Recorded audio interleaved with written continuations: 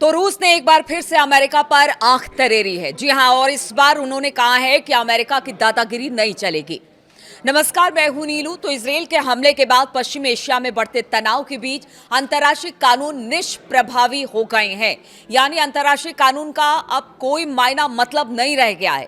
उसने संयुक्त राष्ट्र सुरक्षा परिषद यानी यूएनएससी के 5 स्थायी सदस्यों P5 का शिखर सम्मेलन बुलाने के राष्ट्रपति व्लादिमीर पुतिन के प्रस्ताव पर अमल करने का आह्वान किया है।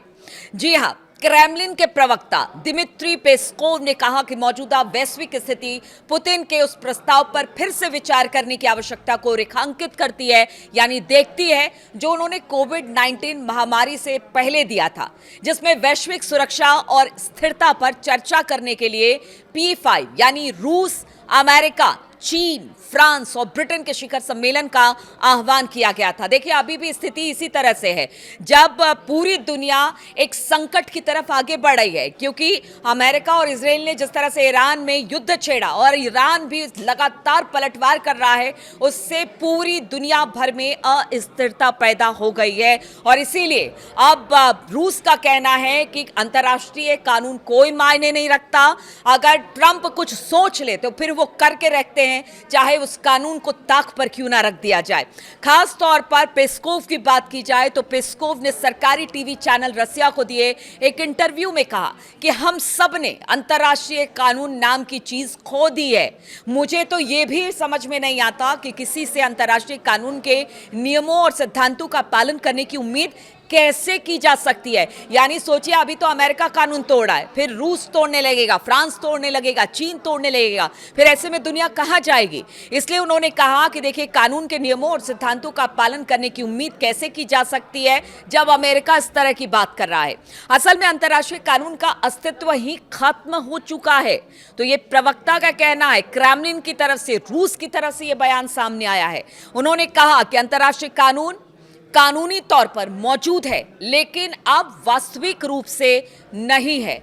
यानी मौजूद तो है, ठीक है, एक कानून अंतर्राष्ट्रीय नियमों को ध्यान में रखते हुए बनाया गया, लेकिन कितने लोग इसका पालन कर रहे हैं? क्योंकि जो इस वक्त ईरान में हो रहा है और जिस तरह के हमले ट्रंप ने किए या इजरायल ने के नेतन्याहू ने किए हैं, क्या उससे यही लगता है कि कोई नियम, कानून या अंतर्राष्ट्रीय कानूनों का कोई भी देश पालन कर रहा है, खासतौर पर इन दोनों देशों को लेकर? इसलिए रूस ने ईरान के संदर्भ में जिस तरह के हमले और तबाही ईरान में मची है और इसका खामियाजा पूरे मिडिल ईस्ट, क्या पूरी दुनिया को उठाना पड़ा है, उसको लेकर रूस का ये अहम बयान माना जा रहा है। उन्होंने कहा कि हम किसी को ये नहीं बता सकते कि अंतर्राष्ट्रीय कानून का पालन करो। जिस कानून का पालन करो, आज कोई भी ये परिभाषित नहीं कर सकता कि वो कानून है क्या।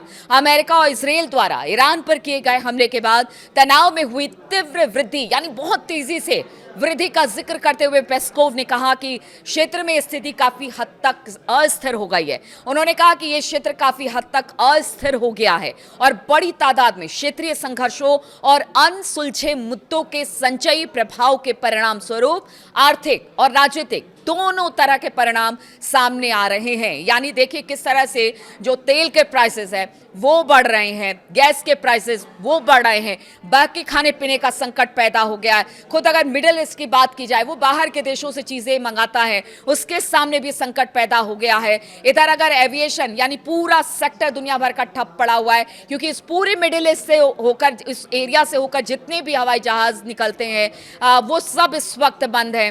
अगर स्ट्रेट ऑफ हॉर्मुज की बात की जाए, वहां पर जितने माल ढुलाई का काम होता है, खासतौर पर तेल और गैस उस जगह से आती है, मिडिल ईस्ट से आती है, बाकी देशों में जाती है, उन सब को रोक दिया गया है।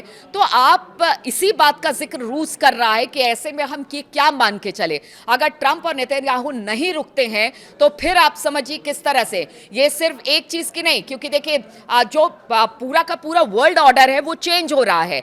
ईरान के साथ चीन और रूस है, इसके अलावा बहुत सारे देश और हैं जो उसके साथ खड़े हुए हैं। मिडिल ईस्ट भी चाहता है कि देखिए इस तरह की राजनीति या इस तरह के हमले ना किए जाए, लेकिन ट्रंप है कि सुनने को तैयार नहीं होते। आज तो उन्होंने एक बयान और दे दिया कि देखिए ईरान मुझे चाहिए, चाहे इसकी कीमत तेल से क्यों ना चुकानी पड़े, तो ईरान मुझे चाहिए। अब वो ईरान तेल के लिए चाहिए या वाकई वहां पर सत्ता परिवर्तन कर कुछ बेहतर करना चाहते हैं ट्रंप, ये बहुत सारे सवाल हैं जिसको लेकर अब रूस ने ही सवाल खड़े कर दिए हैं। रूस लगातार ईरान के साथ खड़ा है। अली खामनेई की मौत के बाद से रूस कह रहा है कि ये गलत था जिस तरह से उनका असैसिनेशन किया गया, और अब उन्होंने कहा है कि रिजीम चेंज करने के बाद जो अमेरिका कह रहा है वो क्या है, यानी आप जब चाहेंगे किसी भी देश पर हमला करेंगे। अभी हमने देखा कि किस तरह से पीछे भी वेनेजुएला में वहां के जो राष्ट्रपति उनको बंधक बनाकर लेकर चले गए। तो अमेरिका की दादागिरी कब तक चलेगी, रूस यही बताना चाह रहा है, और इसी को लेकर अब वो चाहता है कि यूएनएससी में जो 5 देश हैं वो बैठे और इस पर बातचीत करें और यहां से कोई सकारात्मक परिणाम निकालने की कोशिश करें। और अगर ये परिणाम नहीं निकलते हैं या बातचीत का रास्ता क्लियर नहीं होता है, तो फिर आप समझिए कि फिर तो सभी जो बड़े देश हैं वो अपनी मनमानी करने लगेंगे, और ऐसे में दुनिया का होगा क्या, सबसे बड़ा एक क्वेश्चन मार्क, एक सवाल यही खड़ा होता है।